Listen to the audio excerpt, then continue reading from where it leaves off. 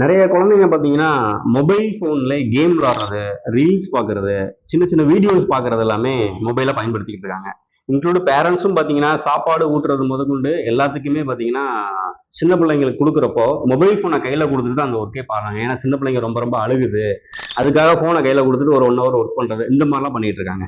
அந்த மாதிரி நீங்கள் பண்ணுறப்போ இந்த குழந்தைங்களுக்கு என்ன ஆகுது அப்படின்னு பார்த்தீங்கன்னா கண் பார்வை வந்து ரொம்ப குறையுதுன்ற மாதிரி ரிசர்ச்சில் சொல்கிறாங்க. எக்ஸாம்பிள், நம்ம ஒரு டிவி பார்க்குறோம், இல்லை ஒரு சில விஷயங்கள் பண்ணுறோம், இல்லை காமனாக நம்ம ஒர்க் பண்ணுறோம், படிக்கிறோம் அப்படின்னா நம்ம இமை நம்மளை அறியாமலே கண்ணை மூடி மூடி தன்னால் முழிக்குதுங்க.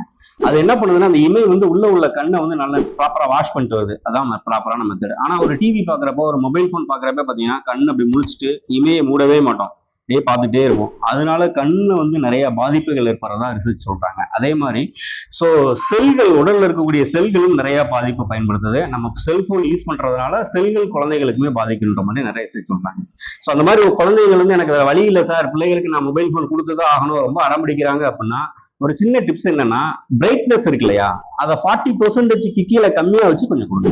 அப்படி கொடுத்தீங்கன்னா பிரைட்னஸ் ரொம்ப வராது, நீங்க குழந்தைங்களுக்கு வந்து கண் பார்வை அதிகமா பாதிப்பு இருக்காது. ட்ரை பண்ணி பாருங்க. தேங்க்யூ.